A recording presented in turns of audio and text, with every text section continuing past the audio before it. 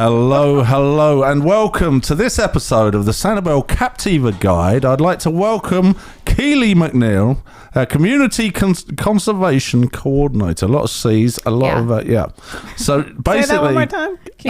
Community Conservation Coordinator. Good. A lot of C's. It's a mouthful. Yeah, and you work with the SCCF, and part of the SCCF. Looking at your shirt. If you're listening and not watching, it says Coastal Watch. How does that fit in with the within the umbrella of? Well, let's talk about what SCCF is first. Yeah, let's do that. Sanibel Conservation. Sanibel Captiva Conservation Foundation. Another mouthful. Yes. Yeah. So I see my full title. It's like, and they just move on. Okay, just in case, if this is the first podcast you've ever listened to, we've had many episodes about the SCCF, but just in a nutshell, describe what it is. Yeah, well, we're the nonprofit organization on the island that deals with the conservation issues. We acquire land for conservation. We do sea turtle conservation, shorebird conservation, shoreline and coastal resilience. We do also, we have acquired Sanibel Sea School back in 2020 when we merged, and now we have an education department that focuses on adults and youth education. That's wonderful. And how do you fit into this big picture of the Sanibel Sea School? Well, you got a history with Sanibel Sea School. Mm-hmm. So I started in 2018 with Sanibel Sea School, and then back in 2020 we merged with SCCF, and pretty much Coastal Watch has gotten kind of larger with more interest over the past few years. And it's our way of engaging the community.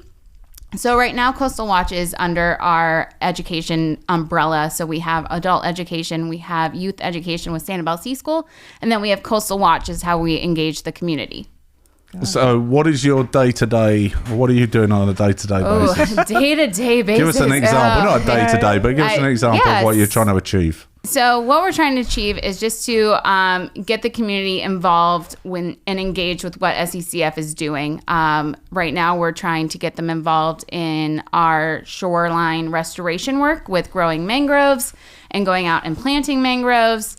We have some sustainability initiatives that we put out with trying to have the island go strawless. So we have metal straws that we gave out, and we also have what we call is a BYOB. So it's Bring Your Own Bag initiative that we work with Bailey's on the island with. All right. So tell us that. Is that you just bring your own green bag? Or so we encourage people to bring their own reusable bag. Yep. If you didn't do that, there are canvas bags that you can put a donation in and use those instead. Perfect. And you find those in Bailey's? Yep, you find them in Bailey's. They're right next to the register. You just have to ask the cashier, and they'll be able to handle that for you. So it's pretty great. So there's another program that you're doing that this is how we came in contact through your dad, Laurie's dad, Roger, is a retired biology school teacher. Yep. And you're running a program where people can take mangroves home and raise mangroves, is that correct? Yes. Tell us all about it. I love it. It's great. So that is our Adopt a Mangrove program. So we are pretty much asking community members to be foster parents and adopt mangroves into their homes and take care of them from a little tiny seedling all the way up to I don't want to say a mature adult, but to a point where we can plant them at one of our restoration sites. And so that usually takes about a year. So we do have an option, though, if you are part-time or seasonal, to we'll take them back while you're gone, and then we give them back to you when you come back, and you can keep caring for them. But the whole idea is to engage the community and get them, involved in a very low impact way. Some people aren't able to go out and plant them at the restoration sites and volunteer that way, but this is a good way to, educate the community on our shorelines and the problems that our shorelines are facing, as well as get them involved in helping out. So Roger, Laurie's dad is he's very keen, and he has a notebook. He's taking this very seriously, the raising of the... I encourage that. And he's actually got names for each one. Yeah, well, there's 7. He picked up. We know the names. We brought him 7 mangroves, and there's 5 in our family, and then my mom and dad. So each of us named one of the mangroves, and then it's kind of like a contest, I think, to see whose mangrove grows the tallest. Oh. Just a quick message before we get back to the show. We put a ton of effort into bringing you quality content, so if you would like to help us share our love of the islands, here are several easy ways. Firstly, you can support us on Patreon. You could purchase an island souvenir from our Etsy store. You can metaphorically buy us a coffee, which is an easy way to donate a couple of bucks. Don't you prefer tea? Well, I do, kind of. Also, like and subscribe to our channel to keep up to date with all things Sanibel and Captiva. And finally, show some love to our sponsors. Let them know we sent you. All the links are in the description below. Now, back to the episode.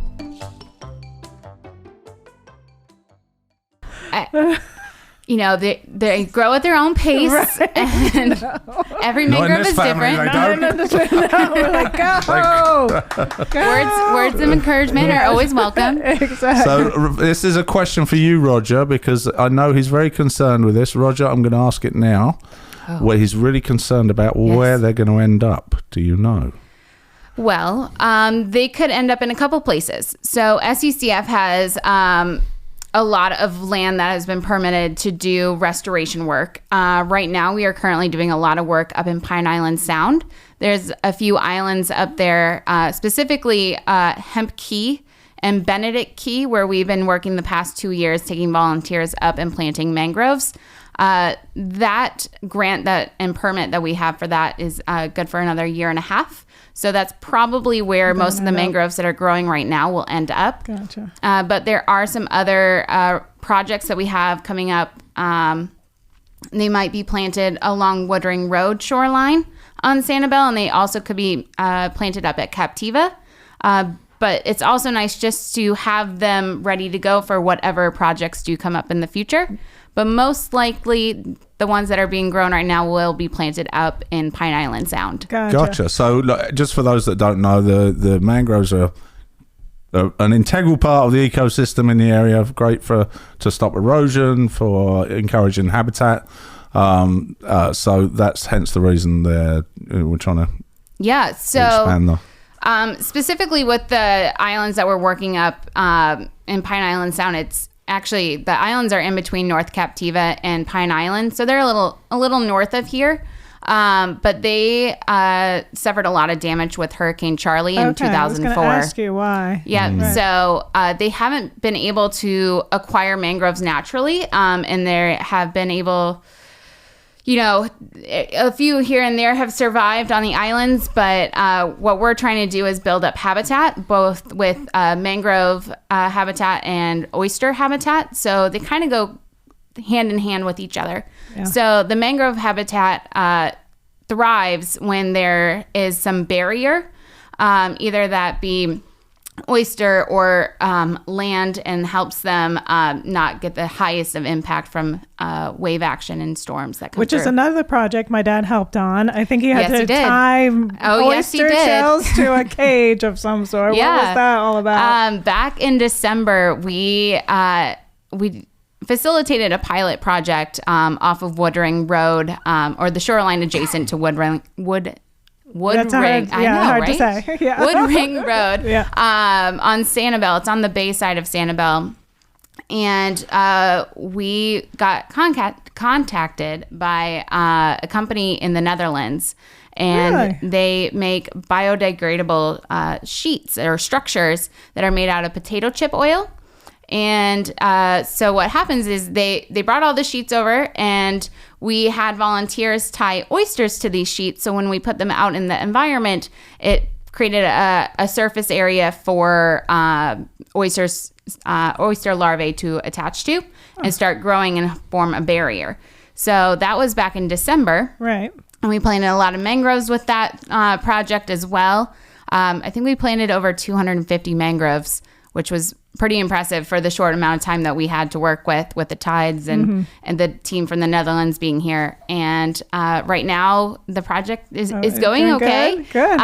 All the sheets that we put out along the shoreline have collected sediment, which is good. It's keeping the sediment where it needs to be, and hopefully we'll have oysters attached. So that's and the oysters create great filtration for the water. And yeah, I mean, oysters not only are they delicious, Right. but they do create a ton of habitat. They filter the water and they create that barrier for the shoreline and help protect it and help keep mangroves where they are and keep them settled in the sand. So there's different types of mangroves, right? Or different, Yes. So are these what type of mangroves are you growing? Yeah. So here in Florida, we have 3 different species of mangrove. We have the white mangrove, the black mangrove, and the red mangrove. Right. So we are asking people to grow red mangroves.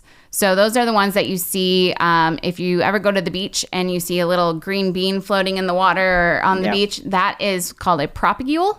So it's basically a baby tree all ready to grow, and it will drop down into the water from the parent tree and float away, gain some independence. and then eventually, if it finds itself in a good spot, it will start sprouting roots and grow into a tree. Right. But that is the one that we are growing with this program and doing a lot of our restoration work. Gotcha. and why that? Oh, Max has got a picture up here of the oyster bars.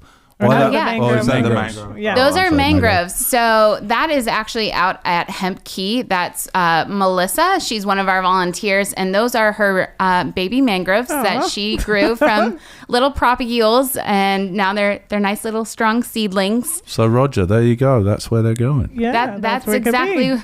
What's that's gonna exactly where they're happen. going. Yep. Right. Yeah.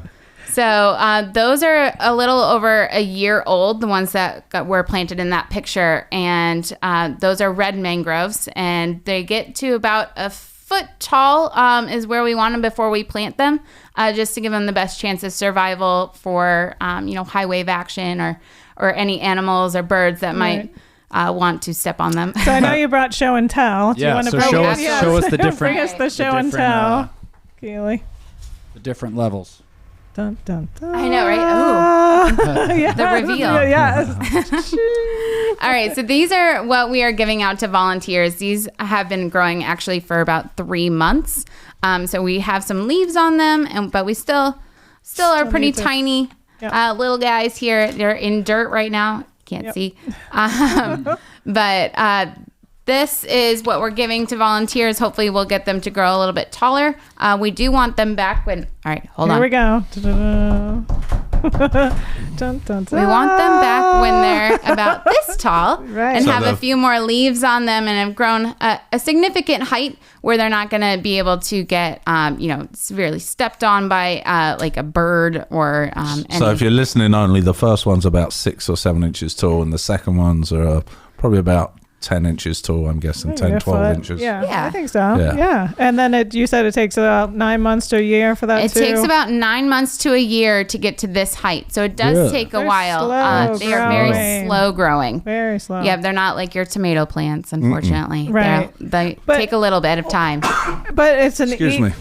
If you're a mangrove mama or papa, it's a super easy job, isn't it? What do you have to do? Yeah, it's very easy. I by no means have a green thumb. I kill succulents, not on purpose. Right. But I for know these, somebody that does it. Yeah. oh, Yeah.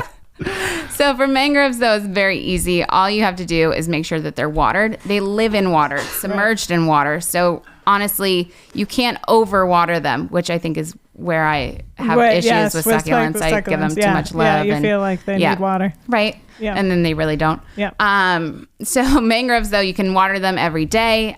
You just want to make sure whatever medium you have them planted in, if it's sand, gravel, soil, is just moist to the touch. And then just like any other plant, they need to see the sun. So a good hint, though, is the more sun they see, the more water you have to give them. Okay. So that's pretty much it. Yeah, my dad just has them on his back porch, lined up 7 in a row, and he goes out and Right. checks them I've every seen day. a lot of mangrove baby setups. Gotcha. Which you volunteers. encourage people to Which take I do. pictures. Yep, and I then you do. share. Yes, I want the mangrove mamas out there to be proud and show off their babies. Right. But yeah, a lot of people have been putting them either just on like a windowsill outside or in their lanai by their pools, in their gardens I've seen.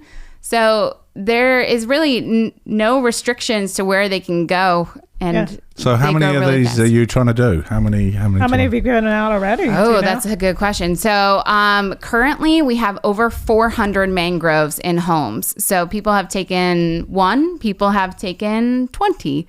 So it all depends on how much space you have and how much time you want to allot to this program. But we have over 400, and they're being grown currently in Pine Island, Captiva, Sanibel, for sure. Yep. Fort Myers, we can say that. Fort Myers, North Fort Myers, Cape Coral, Lehigh, and Tampa.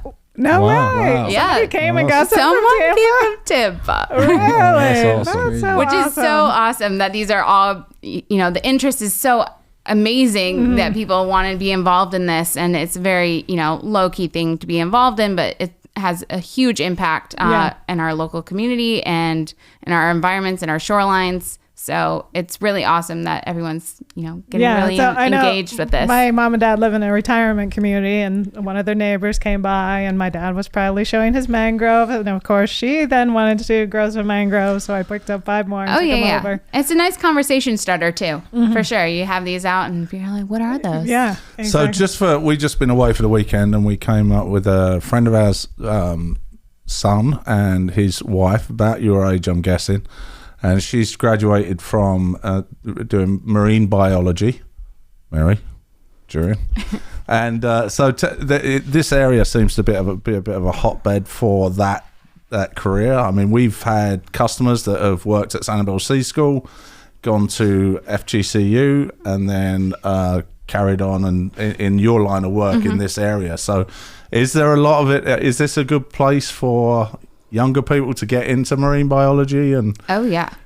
I mean, anywhere along the coast. I mean, obviously for marine biology, you need the marine environment. Right. But here it's so different than anywhere else, and we do have everywhere has their problems that need focused on, and here we not only have water quality, but we have shoreline and we have animals that need help. We have our sea turtles, we have our shorebirds, and honestly, if you are interested in the field at all, this is a great place to dip your feet in and see what really interests you here. Because unfortunately, we have problems that we need to work on, and shoreline, resiliency and the erosion problems that we're having are going to be here for a while, and we need people that are young Just and like you. I know, right? So we need people that are young and interested and want to help, and we keep molding minds and wanting to get them more involved. So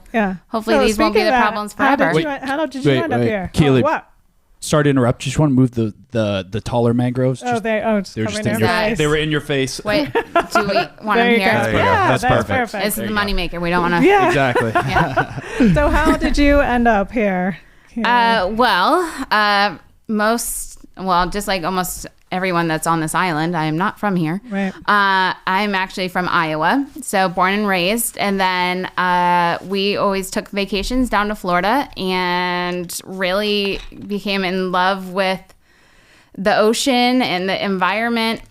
My mother jokes that marine biology was the only career pathway I could go in that would force me to get out of Iowa because right. Not many mangroves in Iowa. Yeah, not many mangroves or oceans in Iowa, so I had to leave. So I went to school in Tampa and graduated with a degree in marine biology and environmental science. And then worked down in the Keys. I've worked up in Cape Cod. I've worked in St. Pete. Oh, wow. So kind of all over the place. And then 3 years ago, a little over 3 years ago now, ended up here in Sanibel. Right. Yeah. So it's that's awesome. in all different areas, obviously coastal environmental stuff. Yes. But, I mean, have you, anything in particular you specialize in, or is it general? So I have a lot of experience with education. So a lot of my previous positions have been working with engaging children and educating them on the local environments that were around. So in the Keys, we'd take them out to the coral reefs and we'd learn about the importance of, water quality with the reefs and how the reefs grow and the importance of biodiversity. And then up in Tampa, we actually, I was a shorebird biologist. So I would monitor shorebirds that nested right on the beach and engage the community and make sure that they understood what was going on. Because shorebirds, if you don't know, will nest right in front of anywhere, beach bars, condos. Everyone gets interested, especially and then after a few drinks. And for kids to not chase the birds. Absolutely. That's a big thing. That is a big thing. Here on Sanibel, we're kind of a pit stop, you could say, for a lot of migratory birds that are really tired from flying, hundreds of miles. And, they just want to break. They just want to hang out on the beach, just like everyone else. Just like everyone else. Exactly. That's fantastic. Awesome. Yeah, very cool. Then they have the Sanibel Sea School started out under Dr. Neil, and he had some great. You had summer programs and all that types of things, and they also had some outreach programs where they'd bring kids from in a state or in the middle of the state that wouldn't ordinarily be able to afford to come to a summer school like that or to get to the beach, and they bring underprivileged kids out. Are you still doing that? We are, yeah. Excellent. So if you know of anybody, let them know. Absolutely. We have our scholarship program, so we never turn anybody away in regards to finances. So that's for any of our programs, and we do work a lot with underprivileged children who don't have the opportunity to come out to the beach. A lot of kids in Fort Myers, live a few miles from the beach and never been there. And it's heartbreaking because, we are so lucky to be out here all the time and be out on the beach, and these children just don't have that experience. And I can say firsthand by driving past them, it's a hands-on experience. So make sure you come out. I mean, it's really, people are in the water with nets. You're pulling out stuff. It's really is hands-on. So and everybody we've talked to whose children have participated love it. And that's so great to hear. Yes. Yeah, and they come back year after year. So fantastic. So how can everybody find you, your programs? Are you on Facebook, websites? Yeah, so tell everybody that we are on Facebook. We also all of our newsletters and any other articles that we write can be found at our website, the Sanibel Coastal Watch. And really, you can find that by going to the SCCF website, or you can just email me, and I'll get you on the list and make sure whatever you are interested in, I will make sure that you get all your stuff that you want to do. Instagram, is that Sanibel Coastal Watch too? Sanibel Coastal Watch. Okay, so you can see what's your email address? Oh, my email address. So it's... Oh, God, no. Okay. So it's coastalwatch at sccf.org. Coastal Watch at SCCF. And that will reach me. And just let me know that you are interested in either being a mangrove mama or just knowing what other opportunities there are. And we'll make sure that we'll take care of you. We will put you to work. We love free labor. Make sure that you heard from us on the Sanibel Guide, because you might get an extra mangrove or two. You never know. What's that? I said when they reach out, maybe they should mention that they heard about it from this podcast. It'd be interesting to see what reach it's getting, and if people want to get involved. Absolutely. Still looking for people. I know, and like you said, you don't have to be full time. Here, my dad has already found somebody to watch his mangroves for him when they go back, because they're snowbirds and they're going back up north. You don't have to be full time. So if you're leaving at April or May, just you said you can bring them back to you. Bring them back to me. I'll take care of them over the summer. I promise I won't kill them, and we'll give them back to you when you come back. So that's awesome. All right, perfect. Max, have you got anything for us? Yeah, I have some trivia today. Oh. Some coastal related trivia. This is no fair. Not fair at all. Not fair. It's so not fair. I'm not going to give you a pen. Right. All right. So our first question. You have to write that. Yeah, watch Laurie. No cheating. No cheating. No cheating. No cheating.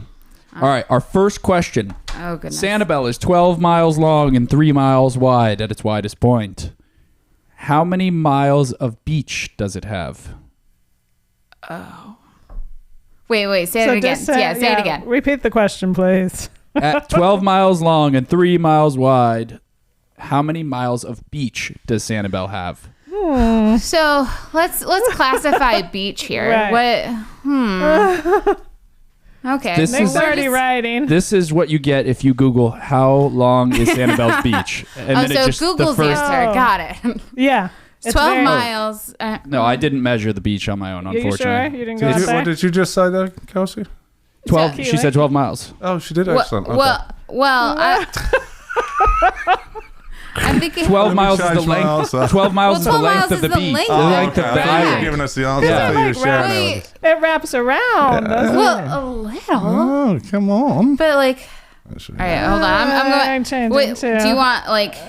Okay. Are we going? What percentage point are we? Closest gets it. Okay. Okay. Okay, All right. I got I'm it. going. All right. We're going, I'm yeah, within we're going 100 feet. I don't. within 100 feet. I'm within Okay. 100 With feet. 100 feet. Yeah. Yeah, right. Oh, he does. All right, Dad, you go lying. first if you're so Yeah. Hold on, confident. she's Yeah, changing wait. it. She's changing No, I it. had to put a Okay. It's unit just to the mile. Okay. It's just to the mile. to the mile. Okay, go. 10.9. I put 13. I put 14. 15 is the answer. Keely got it. All right. Because it bows out, so the outer edge is longer than Yeah, the straight across as the crow flies with length of the island. Gotcha. So- According to Google. Okay. According to Google. According to According Google. to me, there's according only to 10 Google. mile markers on the island, though. No, but it goes around the lighthouse too, doesn't it? That it does. So Yeah. do the mile markers. No, they don't. And the mile Well, they go markers don't right go up all the to way to the- the end, do they? No, they don't. Yeah, they do. No, they don't. They go to 7, and then you can pick up 8 because we measured them off. No, No. it only goes to 7. Maybe only they're goes to counting 7. like the little. Yeah, because it goes all the way around to where the. Trust like me, a little trust beach me. by the This is boat the ramp. first answer I found on Google, so it has to be right. Okay. Okay. Okay. All right. Let's move on. Let's move on. All right. All right. Come on. Yeah. All right, one of Keely keeps the point. one of Coastal Watches. Oh, I should know this. Oh I should know this too. goodness. What is the word? I don't know. I don't I'm know. just gonna call it a thing. One of Coastal Watch's things is eating sustainable seafood. On their website, they link to the Monterey Bay Aquarium's list of fish to avoid and to eat of sustainable Yeah, seafood. sustainable seafood. Yeah. All right. All right. Yeah, There yeah. you go. Got I it. really poorly worded this question. Sorry. That's Anyway, great. You're of doing the great. 3 species listed below, which one is on Monterey Bay aquariums of fish to avoid? Okay, so eating? you're gonna give us 3 fish. 3 and we're gonna- fish. Which Which one one do you is have the to is avoid? The bad one. Okay, Okay. go. And this is avoid not because they're poisonous or something. Avoid because they're not sustainably farmed or caught. Right. Okay, Got it. go. Okay. A is cod. Okay. Oh. B, anchovy. Mm. C, flounder. Ooh, they all sound like things people Well, eat. I know there's been problems with like every and okay. Yeah. Now I think there are certain like subsects of species that they don't want you eating, but like this is most flounders in general, Oh! most cods in general. Oh! Flounder! What is that your final What do you answer? have? Well, I don't know if that was. Come on, What did did you you- have? what did you- I put cod. You're all wrong. It's anchovies. Oh wow. Oh, shit. You thought you were picking up on a hint. Yeah. Yes. Anchovies? Yeah, anchovies. I put that on there because you would think that's like I stopped having them on my Caesar salad Yeah, for that I very don't- reason. Yeah. I don't eat them. No. you would think it was So supposed to be. I abide by that Yes. because I don't eat them. Right. too. I don't need And them. I'm with Dad, you. you said that you stopped having them on your Caesar salad. Yeah, I just for that reason. Do you know the main ingredient in Caesar dressing? Anchovies. Yeah. So you're not saving You're not anybody. saving Okay. anybody. Apparently, anchovies are not sustainably farmed, so you can't eat them, and no more Caesar salad either. Really? Okay. Okay, that's interesting. But you can eat cod and flounder. good. Oh, Okay. all right. Good. All right. Good to well, know. Good to Keely's know. Horribly All right. overfished in Europe, though. Cod and flounder. In the British Channel. Sustainably overfished. Sustainably overfished. I don't know. I didn't. All Look, right. I didn't look at the whole list. Moving All on. right, come on in. All right. Is this the last question? No, that was it. That was 3. Oh, wait, yeah, there is one more no, question. no, we're Kidding, having kidding, trouble kidding, counting. kidding, kidding. All right, last question. What's the So- score here? I have one. You lead with Yeah, one? I All lead right. with one. We have 0. Just so everyone knows. right. This is a really, we're gonna this catch is back a up. really, really good question. So you guys are gonna love this. Okay, go on. Go. According to Nervous. Karen Doyle at Yahoo Finance, an incredibly accredited ecological source, Oh, absolutely. Sanibel is expected to be underwater by what year? Oh man. Hopefully not 2023. According to Yahoo Finance. Yahoo Finance? Yeah. It was an article on Yahoo Finance.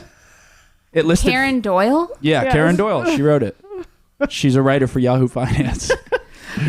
Don't say 2023. Okay. She listed 40 cities that were going to be underwater. In this year. Oh. Or in this time. Okay. No, Well, not this. in- Oh. Not this year. A but year. In A a year. year. Right. A year. So not within the year. Right. No, we're saying A guessing specific the year in the future. Right. Okay. Right, got it. not this year. Right. Correct. Okay. Hopefully not. And not in a year from now. No. Okay. Not last So- year. Okay. Unless you want to put that, then I welcome you to. Okay. No, wait. And I need you to really channel the mind of Karen Doyle here. I am channeling my inner Karen right now. Don't worry. And what's the interest rate on this answer? The interest rate, yeah. What's the expected ROI? What's the under over? Yeah. As we got a numbers person. I okay. Don't know. This is okay. I'm just going for it. Okay. All right, go ahead, Keely. All right. Come on. Here, Show your 21, paddle. 25. Okay, good guess. Mom? 3,000. Bad guess. Oh. Dad? Can I change one? Nope. I put 3,000 too. Oh no. No. Keely is the closest by a long shot. Karen Doyle said 2,100. We will all be underwater. Oh, that's something. Oh, okay. I'm 25 years off. Yeah, you're good. Yeah, no. I'm giving us a little buffer. I'm Yeah, giving us a little hope that like these mangroves are going to help. Exactly. And All this because is all of you, Keely. right. You're going to keep us alive. Yes. And she obviously doesn't know about the mangrove program. Obviously. Yeah. Exactly. We need to contact Karen Doyle and see where she got All these right, numbers. Karen. Right. All right, Keely. You are the big winner. You get to ring the bell. Oh, yes. There you go. Excellent. Good work, Keely. I feel so Well accomplished. done. Yeah. Okay, excellent. Anything else you'd like to add? Anything else you got going on? Any special events, things people should look out for? Put Put her on the spot here. I know, so. right? Oh, goodness. Well, mangroves are going to be going on for the next years to come. We are looking at possibly doing some more oyster engagement and getting people involved in what we're doing with the oysters. Hopefully that's fall of this year that we'll be able to announce that to everybody. And we're really excited for that, to get people engaged with oysters, often overlooked. But we're going to continue with mangroves for the next few years and probably, decades to come. Yeah. But that's it for now. Just a quick question. Yeah. Do you have, we live on a canal and some of our neighbours have these artificial Reef. yeah, like the little boxes, the slats where little like creatures the can get. condos. Yeah. Do you do anything with that type of thing or no? We don't do anything currently with that. However, they're yeah. You always got something going on. Keep a Always look something. out in the future. Yes, Right. the future. Yeah, Gotcha. okay. Yes. All right. So they're really Nice. cool. You hang them under the docks and then all the little creatures come in there. They start building up with Yeah, you have everything. your little micro habitat underneath your dock. It's yeah, awesome. so cool. Yeah. Very cool. All right, cool. Anything else, Laurie? I just said reach out to Keely. Yes, please do. Yeah. And look out for the information in the show notes below. Max, you got anything? No. Okay. well, thanks very much for what? Thanks very much for joining us, Kaylee. What? It was Not a problem. Pleasure having you. Love to do it. Thanks for having me.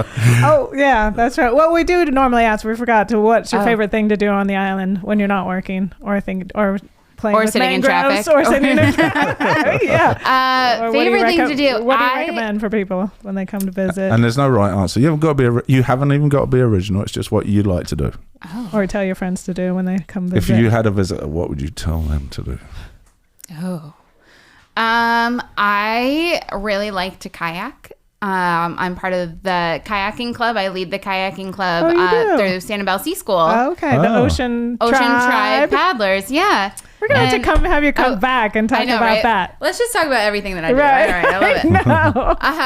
So last week we went out into the East End canals and we did a bioluminescence paddle. Oh, cool. So at when nighttime, it's yeah? at Fantastic. nighttime we go out and we paddle and we had 18 people out on the water and it was really fun and we got to see the bioluminescence.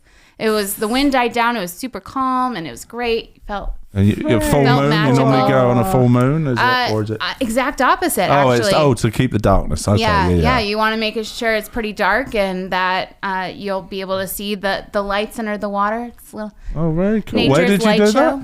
Last week we did it on Thursday. It wasn't. At where though? Sorry, where did the you East End Canals. East End Canals. Okay. Right. Yeah, going in by like Grandma Dot's. Yeah. Oh, Very fantastic. cool. All right, so Fantastic. you're coming back to talk about Ocean Tribe. Oh, absolutely. I'll come back whenever. Well, thank you so much. It was great to have you. Please look out for the next podcast coming up very soon. That's all for this one. Thanks for joining us and have a great day.